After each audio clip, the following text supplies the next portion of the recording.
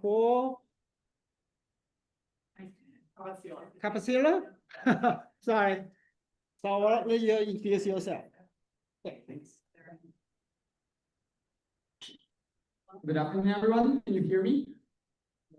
Fantastic, thanks. So I'm Will Capacilla. I'm with the University of Iowa. I'm an assistant professor there.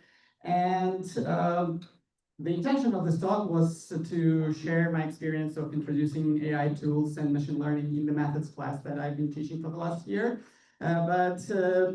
Earlier today, I had this conversation with Tom Sanchez, and he was telling me, oh, you're going to teach us how to use AI in your class.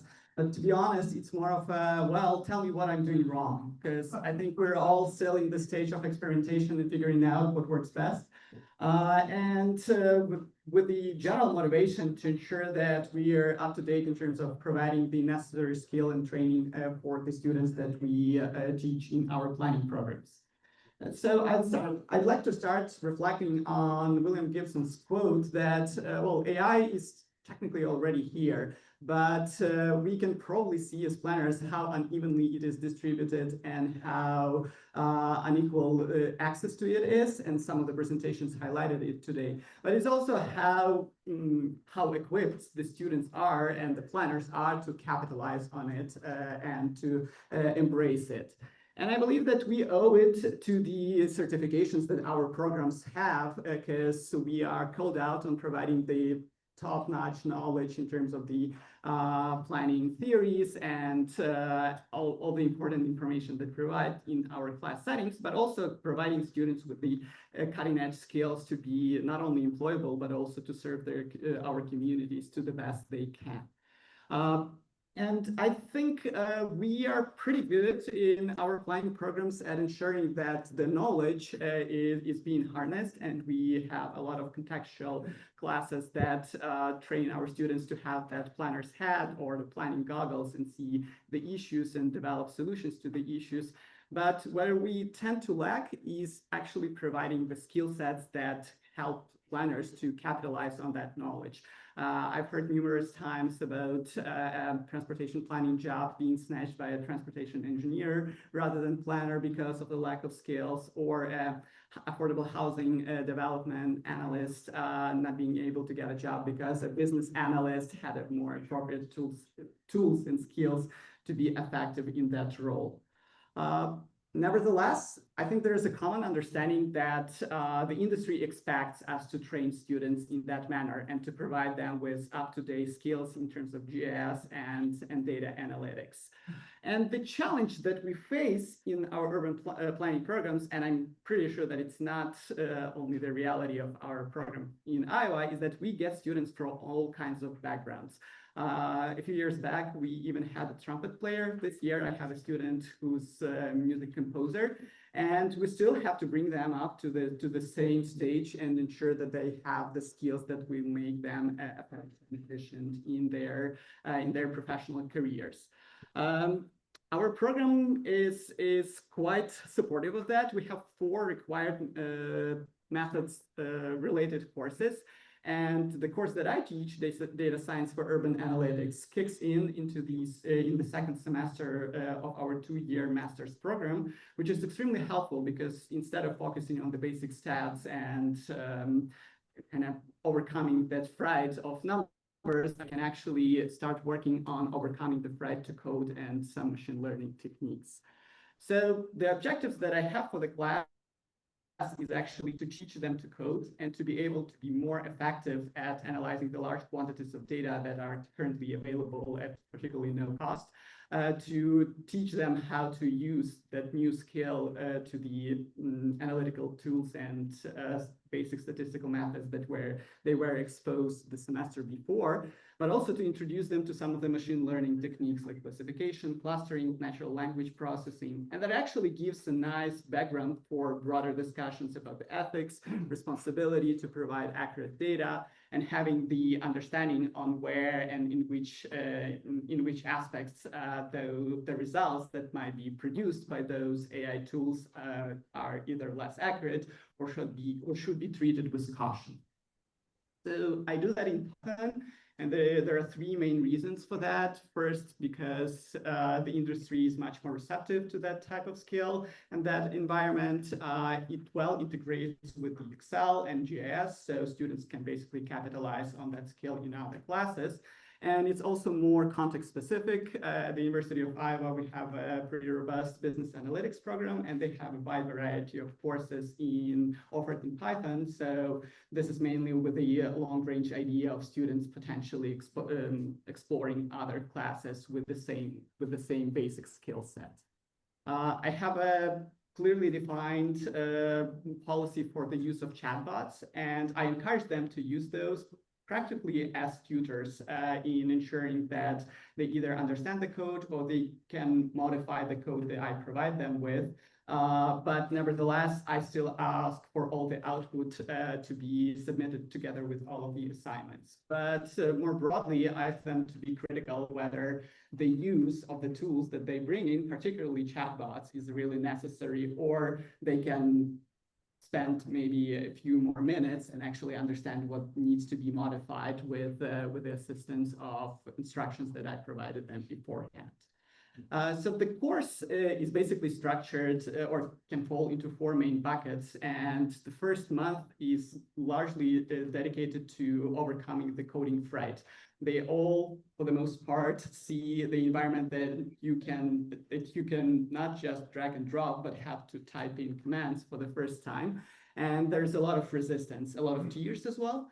But this is the time where I ask them to basically replicate whatever code I was providing them with. And it was painful when there were just typos and things were not working. But I still find it pretty effective because that actually introduced them to that muscle memory that you have to type things in and you have to understand what you're doing. And then the use of LLMs as tutors kind of was more helpful because they, having that basic knowledge, already helped them to start asking meaningful questions and not just copying and pasting things and not knowing what they do, but actually being able to modify the code as that was presented. So I must say that I a little disagree with the first presenter in this afternoon that we shouldn't be teaching students coding, because without that knowledge, they won't be able to ask questions and actually understand what is not working or why the output might not be reliable or should be interpreted with caution. And the last portion of the class is dedicated to machine learning and using the tools for more advanced analytical applications. I have 4 assignments. Starts with basic stats and just asking to tweak a few things and make sure that you can run the code, and then gradually building on that maturity and asking them to modify the lab setting code to the examples that I asked you to apply those in the assignments. I also have the policy of students being teachers as well. So I have plenty of in-class assignments, and these are 15-minute questions where they tend to, either with the help of LLMs or other examples that they can find online, answer the question that I pose at hand. And there's a group research project, and the biggest motivation for all was that we started up a student symposium and asked local planners to come in with the idea of impressing them with the skills that students have, but mainly to criticize their work and reflect whether it's applicable, useful, or needed in reality. A little bit more about student motivation, because again, as I mentioned, the learning curve is pretty steep and a lot of tears and a lot of office hours, disrupted evenings and things like that. But I started teaching that course in last spring. And that was the time when census.gov was down, and I introduced them to Census API, and they were all very happy because they still had access to census data because of that new skill. Automation like web scraping turned out to be very successful and very popular, even though I don't think that any of them really used it moving forward, but just the excitement of scraping data from Craigslist from their hometown was something that kept them passionate and moving along.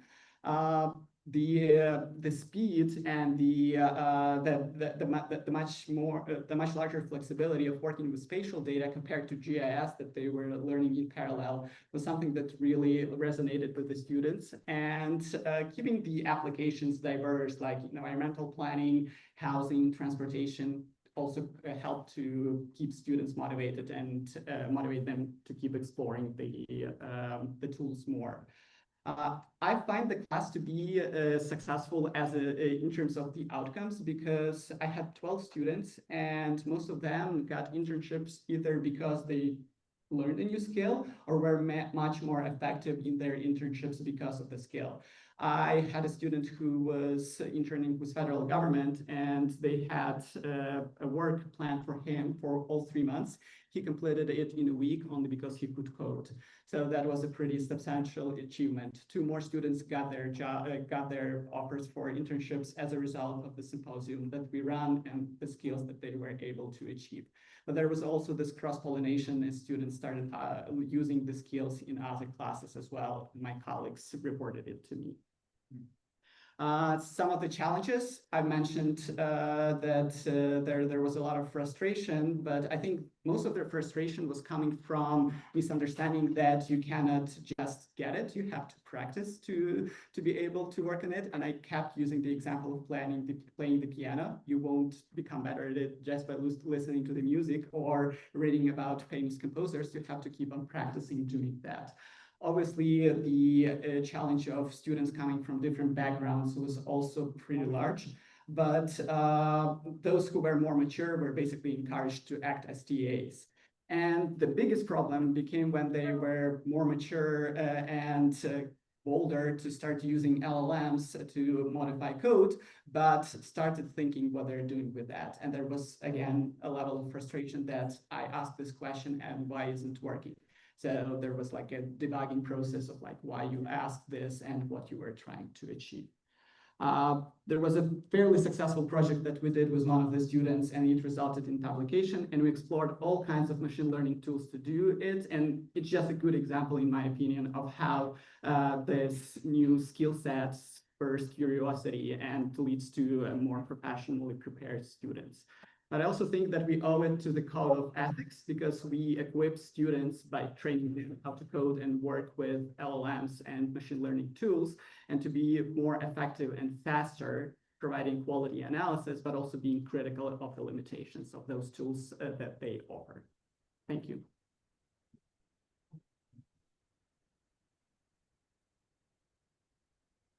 Perfect timing. All right. I practiced. Very good.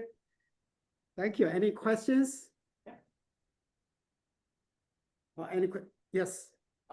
I'm curious because especially because you referenced the AICP code in your last slide, do you integrate or merge or volley off of the conversations about teaching about coding and maybe a little bit more of the AI conversation alongside the code of ethics? I'll just say I've seen that be a little more fragmented. And so I wonder if we as educators can maybe merge those two a little bit. What is this? I had that as one of the bullet points. I think teaching these tools actually provides a more fertile ground, talking about ethics of analysis, ethics of outsiders' tools, and their application to the communities and the problems that we face, more robust, because that they become less abstract. This is not the prompt that's Here, online. This is not just a prompt that you maybe will generate 5 years from now. This is the issue that we're facing here in class. Is it ethical? Do you think the result that you see here is something that you would come with to talk to the community? Right. In choice of the time, or we're gonna move on to our next presentation. So our next presentation is from Dr. Liang from Michigan. Okay, thank you very much. My name is Xiaofan Liang. I'm an assistant professor of urban and regional planning at University of Michigan at Talbot College of Architecture and Urban Planning. So today I'm going to talk about my reflections and lessons learned from teaching an urban AI course, which I piloted last semester. So the motivation for me to teach that course, which I'm trying to hide this panel so you can see my full screen. And Last one, high floating. thank you. Okay, so I started this course because I was also part of the Gen AI task force at our college and trying to figure out how students are using AI these days. So this is some of the survey results. So what I learned from the survey is that there are a lot of sentiments about AI. So a lot of excitement. So there's almost equal amount of students who are excited about AI, but also equal amount of students who are also concerned about AI. But also notably, unfortunately, sorry, the PDF kind of messed up my format a little bit. So 62 to 65% of the students actually use ChatGPT quite regularly in their daily practice, right? So there is already a large amount of students who have already started to use AI.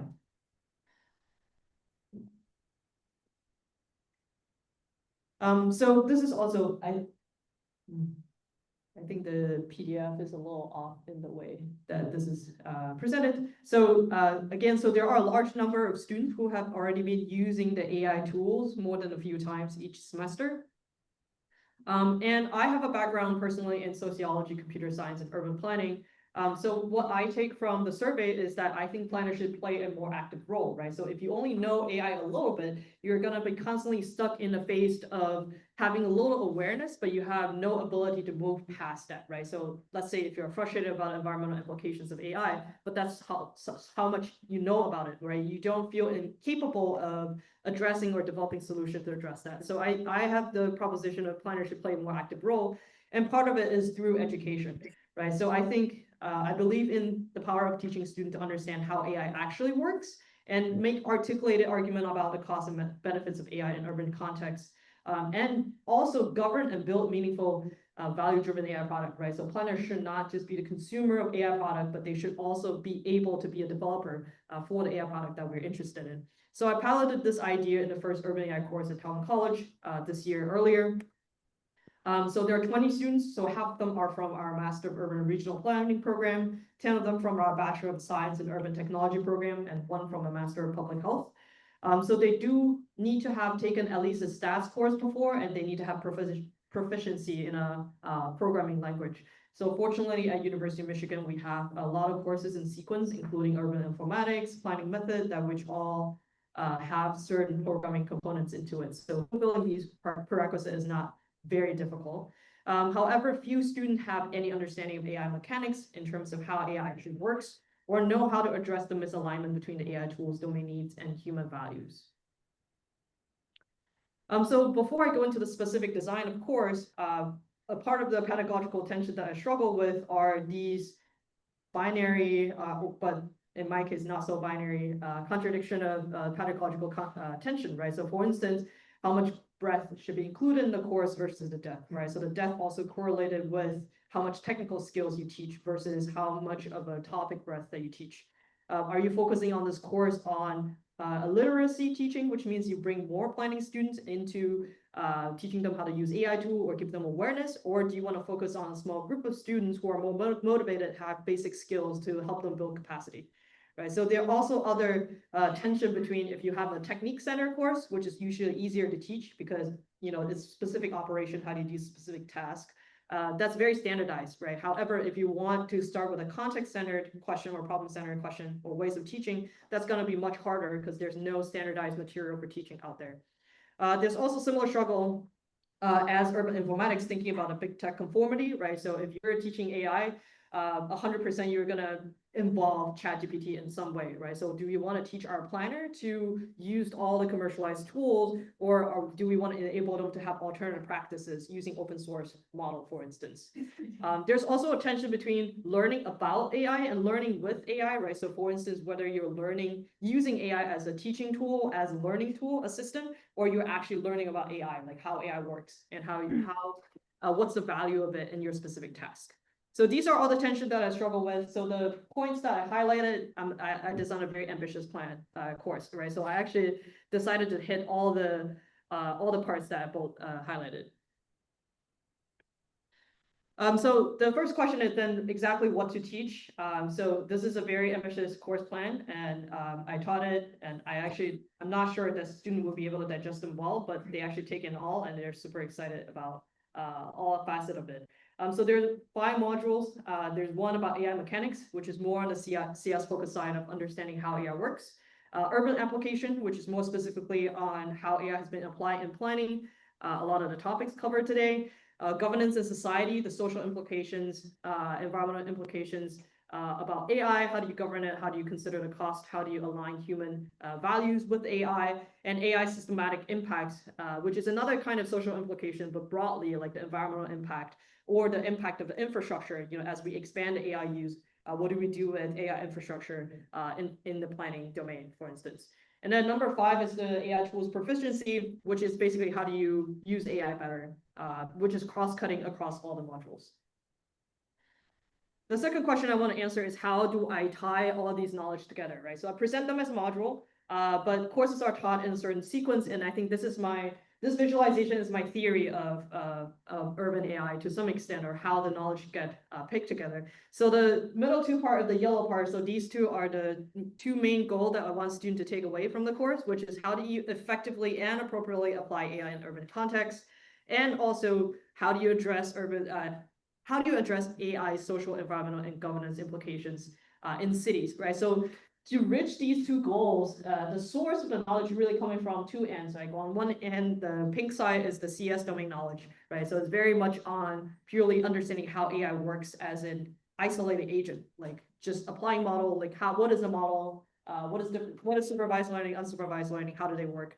On the right-hand side is more of the urban planning domain, urban tech domain knowledge, which provide a lot of deep understanding of domain challenge, what kind of value we want to prioritize, what does human-centered design mean, policy perspective of what's difficult and not, and just humanistic understanding of what are the structural institutional barrier for adopting some of the applications, even though they work well technically, right? So technically the applications work well, but when it actually landed in the urban context, what kind of barrier they're going to encounter. So I'm imagining these are basically confluence of the perspective and points that contributing to answering 3 main questions, which are what are AI's added values in varying contexts and tasks? How do you align AI system with human values?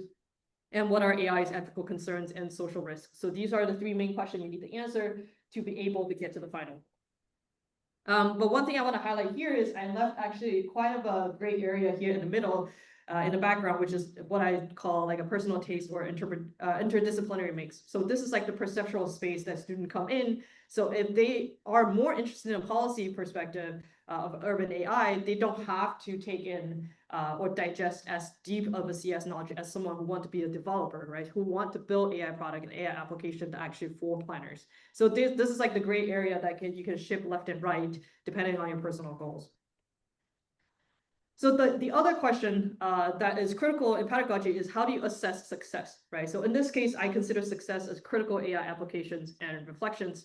So in this case, what I'm setting, I'm contemplating about is not exactly how do I want to grade student, but what the goalpost should look like. So what does it mean if students use AI tools critically? What does it mean if they think about AI critically, right? So I want to develop that intuition and definition of what they look like. So every week, students will have to submit a reflection journal, and I coded all the reflection journal in total, 235 reflection journals, 655 quotes from their journal, understanding what tools they use, how they apply to AI. I assess their critical level, whether the application is for this course or external task, what did they reflect on, and how critical their reflection is. So this is so to do that, I use a qualitative coding software and plus ChatGPT as a human loop assistant for doing that. So if people are interested, I can expand on that method. But I want to focus a little bit more on what I take away from this. So this is not a framework that just came out of my mind, right? So the topic of this is how do you assess critical AI applications? So I divided both the application and reflection into 2 columns. And they have 5 levels. So I only have enough space to show 3 for this particular one. So again, this is not just coming out of my mind. So it's very grounded. It's coming from me reading of hundreds of students' quotes, thinking about what does it mean if it's a very basic application? What does it mean, right? So to me, for instance, level 1 is consume and observe, right? Which means student takes AI as it is and just consume the output, right? So AI says something and they say, okay, this is true. Or they don't have a good way of judging whether that's good or not, or articulate where it adds to the value or not, right, for instance. So I'm not going to be able to go through every single one of them, but this is a table that I developed with lots of details, with also example for each of these levels that I can come back to with more detail if people are interested in. So level 4 and 5, I want to say a little bit more, right? Because this is the goalpost that we want a pedagogy or courses to be able to reach, right? So one way for the application is we want people to be able to strategize and contextualize AI, right? So not just using AI as if we're someone graduated from a CS program, but really integrated with the context knowledge we have from planning to think about why AI worked well and not work well, in particular in your specific task. Or from your planning knowledge, how you can strategize the use of AI. So for instance, one of the example here is people can write prompt to AI, ask about summarizing a document, but write prompt in a strategic way where you can make human validation easier, right? So that's a smarter way to apply AI than just asking AI to summarize a document. All right, so this is a little quick assessment. So how critical are students' AI use? So these are all categories of how students have used AI in this course. So the darker red means higher frequency. So low to zero frequency means it's either I didn't see an observation from the reflection journal, or it could also just because of the teaching order, which means I taught this material first when students are not so familiar with AI, and then when rather than the later part of the semester. And there's also a category definition artifact as well. So there's a lot to digest here. I just want to focus on a few points. So coding is actually the ones for a single category, using AI to help with coding is the highest frequency category. But if you think about the meta category, which is the category on top, the one about understanding, reasoning, the expression, which is about learning, which is the one that has the highest frequency use. So this is similarly for the AI thinking. I also did a little bit of grouping for thinking about how students think about AI and classify their thought in different ways. So as you can see here on the very end, the domain application is actually end up having the highest level of criticality because you really have to unify and strategize AI to make it effective for urban planning. Okay, so there's more to come. I do submitted a paper for review, but if you're interested in teaching urban AI, I have syllabus online that's publicly open, and I'm also happy to share more for the manuscript as well.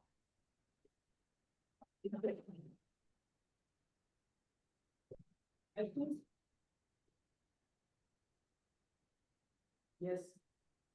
Thank you, Xiao. I'm very interested. I wonder when you were reading the student reflection and you teach them both of our first undergrad student average and the graduate student planning. Do you say that there are differences between the cohorts in terms of how critical they are, how they have been using AI? So for context, like urban tech program at is just for undergrad degree, and then the urban regional program is for a master program. So I won't say there is a stark difference between the undergrad and grad. I didn't see like a very strong trend. I will say there's only maybe 1 or 2 students who really fall behind, and I think didn't really have a good synthesis at the end of the semester or undergrad. But other than that, I think all the students are pretty equal in performance.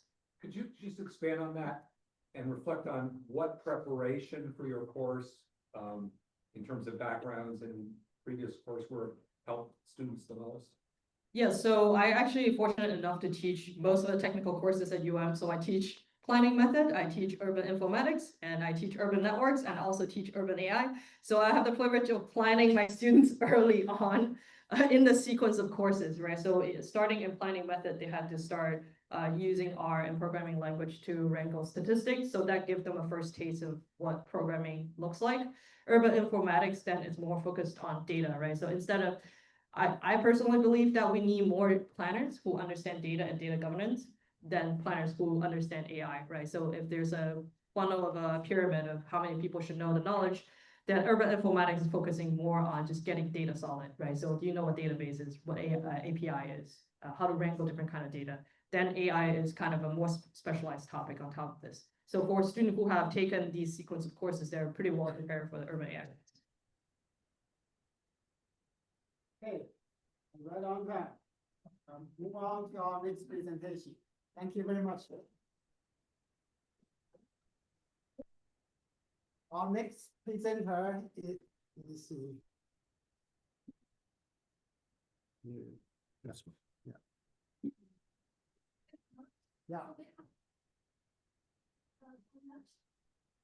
Get a chance to sign up, could you please share your Okay, thank you. Yeah, that's a circle round. So next presenter is Dr. Wu from Peking University. Hi everyone, my name is Mengfeng Wu. I'm assistant professor from Department of Urban and Regional Planning, Peking University.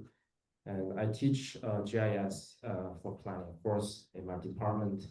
Today I'm very happy to be here to share a very simple in-class intervention based on my planning GIS planning course.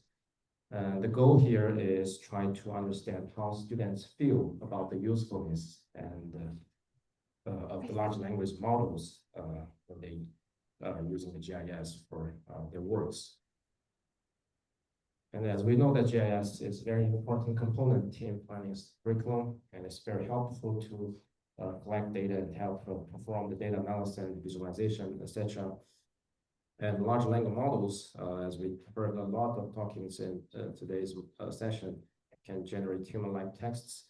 So it can help automate very complicated analytical flows from the task when we're using GIS to solve planning issues. But when the time I started to introduce large language models in my course, I did not find too much integrations that focus on planning specific or planning practical scenarios. And at that time, I still don't know much about how students feels about the integrated LLMs in their work. So in my course, my major objective is to introduce them, the students, how we can use large language models in planning, GIS planning. So this course is for the undergrads, sophomore students majoring in regional planning. So it's a required course for GIS techniques.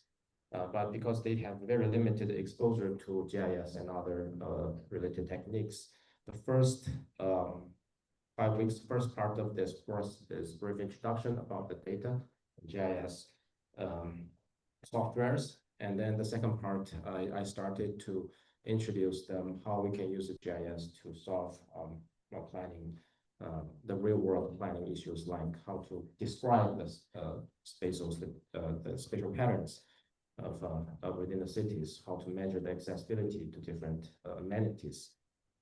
And I teach this course from the spring 2022. So I've been teaching this course 4 times. And since past 2 years, I started to introduce the large language models in the very end of this syllabus. So 3 weeks. And the first week here, just brief introduction about this, what is the large language models, like the basic concepts. And the second week, I show them step by step how we can use large language models like ChatGPT to inspire the planning ideas, or how can we use them as a coach to help generate or polish your planning ideas. And then I also showed how can we use the ChatGPT to help drawing the maps, as it's quite helpful to simplify this multiple steps that we use the GIS software. And also I showed them how we can interpret the results based on analytical results, such as the maps and the figures. And last, I also went through how we can proofread this, the plan proposals. And the last week, in the last week, I hosted discussion sessions to talk about the potential errors and hallucinations that the large language model can make. And to measure the outcome of this intervention, I used the within group and between group analysis. For the class who received this module, class 24 and 25, I sent out the survey before this intervention, and also sent out the exact same survey after the intervention. And for class 22 and 23, who have no exposure to such introduction, I just send out the same post-course survey at the end of the semester. A series of standardized self-rated, self-reported questionnaires were used. First, I asked them about the general learning and research aspects, how they feel the large language models can help solving these daily based tasks like translation and programming. And the second part, I focused on the planning specific context. I asked 4 questions about how they feel about these applications of large language models. And also, I used a set of standardized questions to ask their ethical concerns about using large language models here. So here's a brief our preliminary results. I just posted the statistically significant outcomes here. As you can see, for the within group comparison, after the students who received the module, we can see that more students agree that large language models can help for tasks like planning, design, concept generation, and data analysis. And of course, it's quite helpful for clarifying certain questions. For this planning, more planning specific questions, the more students feel that they agree that large language models can help making the charts or maps, and it can help to assist collecting the site materials, but it's not it's marginally significant. And the ethical concerns here is were decreased with more students to feel that they wanted to use the large language models for these assignments here.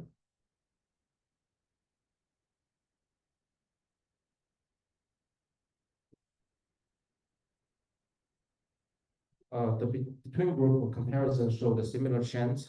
We can see that compared with the students with no exposure to the module, that the students 24 and 25 agree that large language models helpful again as for the task, planning tasks like concept and proposal generation, and clarifying some subject-specific, planning-specific questions. We can see that for the generalized data analysis and translation, the difference is not that strong. So that one potential explanation is that the students, the senior students, they can learn this large language models by themselves, especially when these tasks are overlapped with their daily work. And also, we did find marginal significant that there was a modest increase in the students agreeing that large language models can help creating charts, and also it's quite useful for interpreting the planning proposals. So based on this initial analysis, I found that if the planning specific introduction is more effective, especially when you combine that with the step-by-step introduction, the student may observe this the usefulness of large language models faster. And the early intervention, for example, if you teach these junior students early, then it can help to reduce the costs or the uncertainties when they are trying to learn the AI or the other models by themselves. And third, I feel like as several previous presenters mentioned, that interdisciplinary collaboration is quite important, because I have background of a designer, so I'm not have strong the CS techniques. So it took me a lot of time to prepare the materials and try to integrate with the GIS applications. So in the future, I feel like if we have a chance to collaborate more on computer science faculties, I believe we could further deepen the integration of large language models in this planning GIS course. And last is for the institutions. I feel like the specific policies for the field is necessary. As for my university, we don't have very specific the guidelines for using the AI or large language models when preparing the course materials or the students' performance. Based on my experiences, that the general guidelines is not helpful for students. For example, they don't know what kind of materials generated from the GIS, such as maps or visual materials generated from ChatGPT. It's proper to use in their final tasks.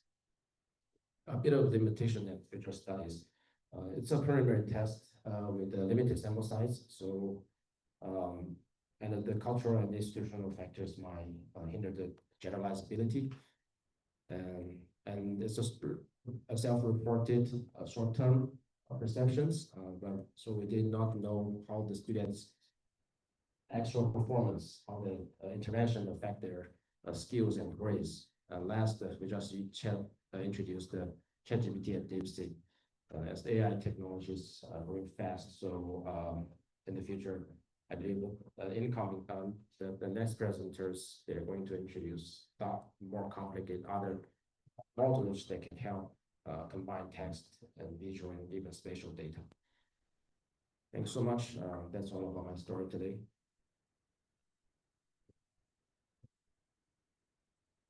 Yeah, for the timing.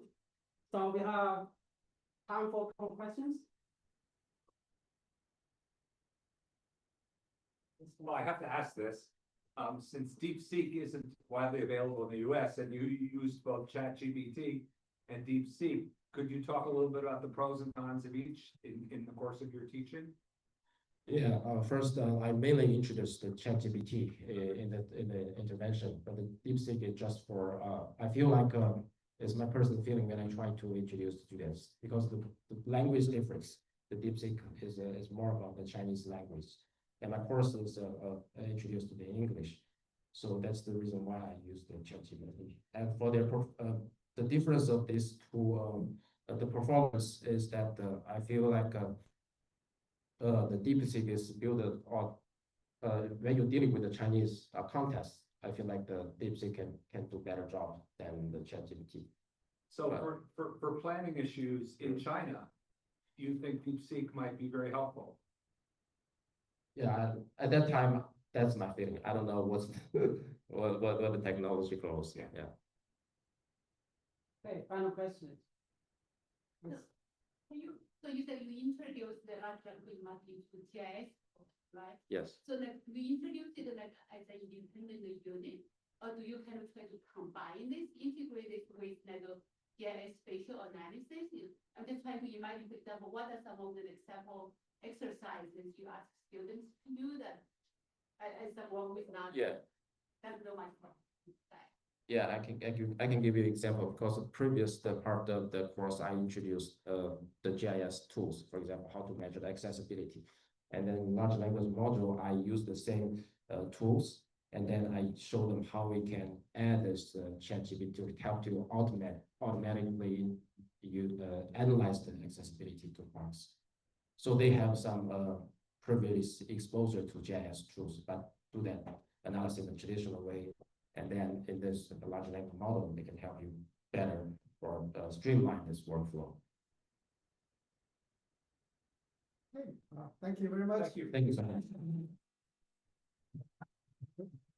So our last presenter for this session is Dr. Hu Wu. Sorry, he's from Texas A&M. Thank you.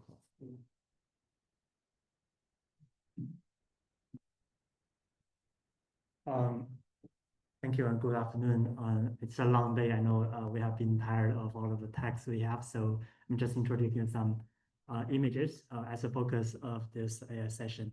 My name is Bo. I'm an assistant professor from Texas A&M, and this work is really being represented on behalf of an interdisciplinary team in the College of Architecture, ranging from architecture, landscape architecture, urban planning, and construction science.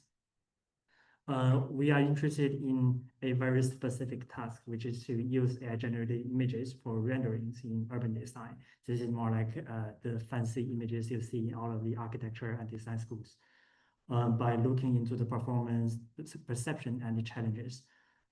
We included 3 sub-studies, and I'm going to introduce them a little bit. All of these studies cover different courses, 3-4 courses, around 50-ish students get involved.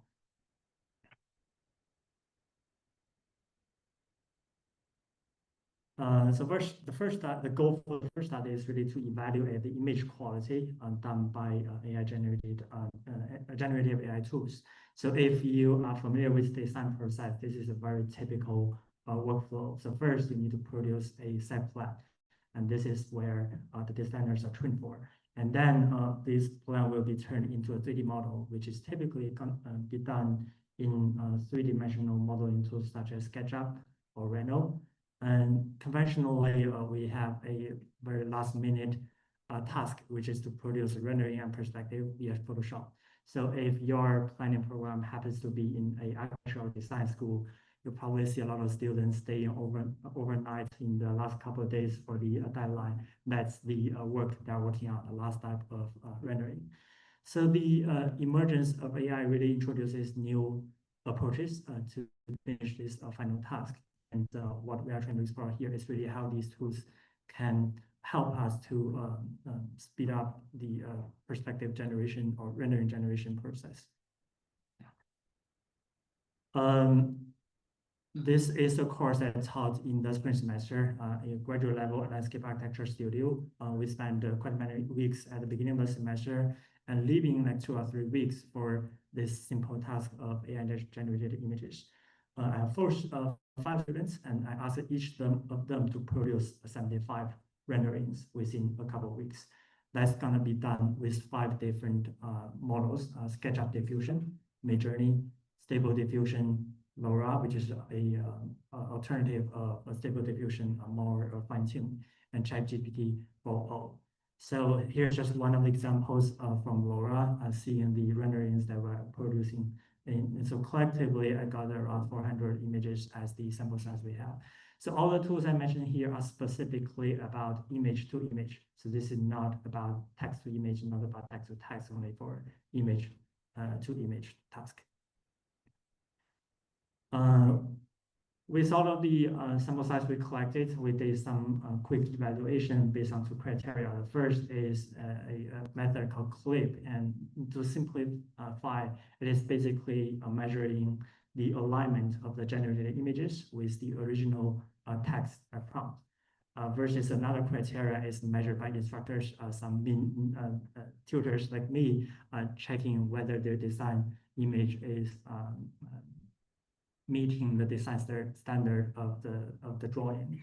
So if you look into the result, Midjourney, ChatGPT 4.0, and SketchUp Diffusion are better than Stable Diffusion and LoRa. And by instructor standard, ChatGPT 4.0 is the best. So this is really because of the image quality is more complete. You don't see a lot of the weird details in the drawing. In comparison for say SketchUp Diffusion or Stable Diffusion, you will very often to see something that is wrong, like a huge person or a different sort of material that is not in the right scale, or something that is being overlapped with each other.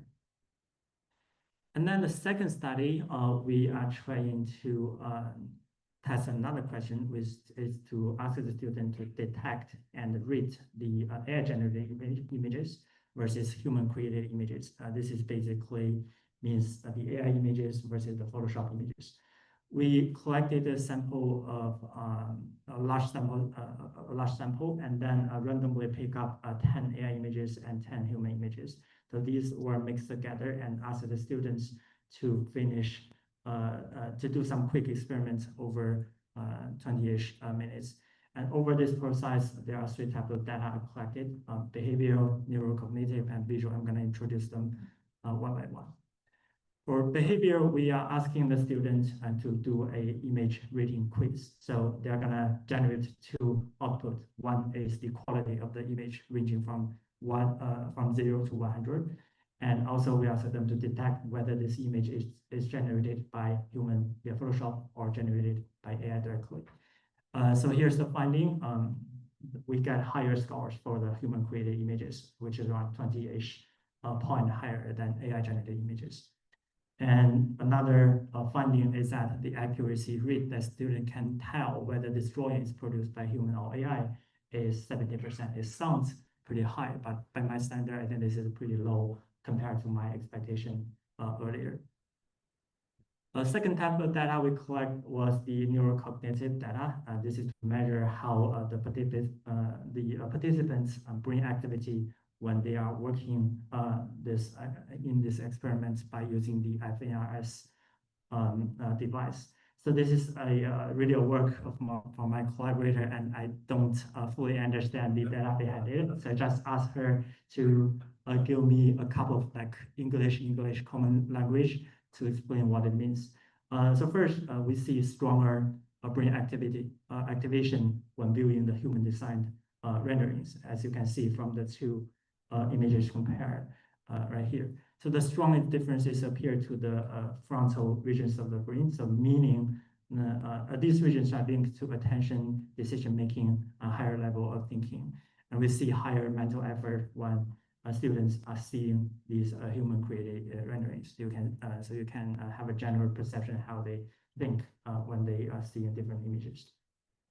The third type of data we collect was visual data and with a eye tracker. So this is really to measure how their eyes move when they are looking into these renderings. And the result is that people spend longer time looking at the human created images and pay more detailed attention compared to viewing the AI generated images. So finally, in the third study, we also run a survey going to the students in different courses. All of them are students have some design background, asking about their attitude, their preference, and challenges they think of AI-generated tools for rendering production. But overall, we see a pretty positive attitude. Around 70% of them are pretty positive in terms of the future of using AI for this task. But we also see some concerns, and the most mentioned concern is really about the loss of creativity. By design students, I think this is really the key sort of expertise they have to compete with the other professions, but this is really threatening on that regard. So some conclusions by the 3 studies: image quality varied significantly by tools, and this is really led by ChatGPT 4.0. Students consistently favor human-created renderings over AI images. And then we'll see reduced sort of brain activity and less focused visual attention when seeing the AI-generated images. There are some concerns about creativity, reliability, and controllability, and as well as the anthropocenic bias regarding the judgments that when people see AI images, they tend to have probably a higher bar to make the decision. So that's it. Thank you. Thank you. We spend some time. Questions from the others? And I saw there's a question from online. Of course, I have a question. Go ahead. I was really struck by your comment that the students were, spending all night trying to generate images of any kind. Probably old school would be Photoshop. And what hasn't been answered by this session is what should be automated and what should be old school. So it's different from what should we be teaching. So what do you think should be automated and what we should teach the old ways, the durable problems? So I think first of all, it depends on the current capacity of the tool. So based on my understanding, the tool is very efficient if you want to produce some sort of low quality or medium quality renderings. But if you are really trying to find out something to produce a drawing that really 100% reflect your design, you still need to go back to the conventional tools. But personally, I do have a positive feeling about this. I think AI generated images right now are really being an alternative for Photoshop, even though it is not perfect and far from perfect at this moment, but it has a huge sort of potential to be an alternative for Photoshop and may change the education in the long run, and even for the field.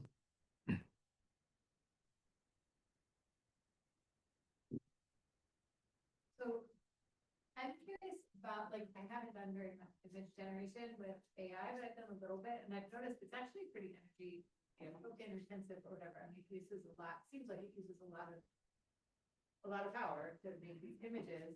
And so it would be interesting to know, I guess, I have two questions. One, like, how long it takes for a human to make a similar rendering in PowerPoint versus AI. Sometimes it also takes AI some time to make these images, and how much energy it takes AI to do it. And that might be an interesting comparison. And the other thing I wondered is, what if you put them together? So what if you had AI make an image and then the human took that image and made it better? Couldn't you get, maybe you could get the best of both? So the first question is about the efficiency, energy efficiency, and time efficiency of AI images. On that regard, I think it also depends on the tools. For some of the tools, it's very, very heavy. But one of the tools, for example, here, LoRa is a super condensed model, so it doesn't really consume that much of time. Regarding the efficiency of time cost, that is super, super fast. And then we produce around 75 images by one student in 2 weeks. But typically, we only have probably 3-4 drawings can be finished if they work on Photoshop to that quality. And the second question is, what if you do both? What if this, yeah, you have a first draft by AI, but then the students edit them? so that's doable, but I think in reality is Photoshop is a layer-based program, and you want to have a pretty well-defined base, and you want to do some final touch on top of it is much more difficult than from starting from scratch. So that's more of the challenge. But couldn't you get the AI to make a layer-based image? I never tested it, but I think it's a good sort of direction we can move forward. Thank you. It's very interesting work. I would like to encourage you to go further. To me, urban design is much more than two-dimensional renderings of three-dimensional space. It's the actual functionality of the three-dimensional space in terms of its spatial relationships, in terms of its programmatic requirements, and in terms of its aesthetics. And I wonder if you could design some additional studies or tests that test how these different Gen AI programs perform on programmatic urban design issues, aesthetic urban design issues, and the like. I think this is a very interesting starting point, and I encourage you to go further. Sure, thank you. I think the comment from John is about how we can expand this study from two-dimensional final rendering to more issues for urban design. And my personal say the starting point of all of this is that I feel AI is strongest with text and then code, and then some data analysis, final to be image. What is more challenging is really about the real world issues that face in urban design, how we're gonna make the program work by laying them out into the right position and giving them the right dimension. All these are much more challenging than producing image. So this is really, we target on this final rendering is only because I think this is the first, most easiest task that we can handle. If we cannot handle this correctly, I think the further task is going to be much more challenging to deal with. Okay, well, thank you very much. Hey, thank you.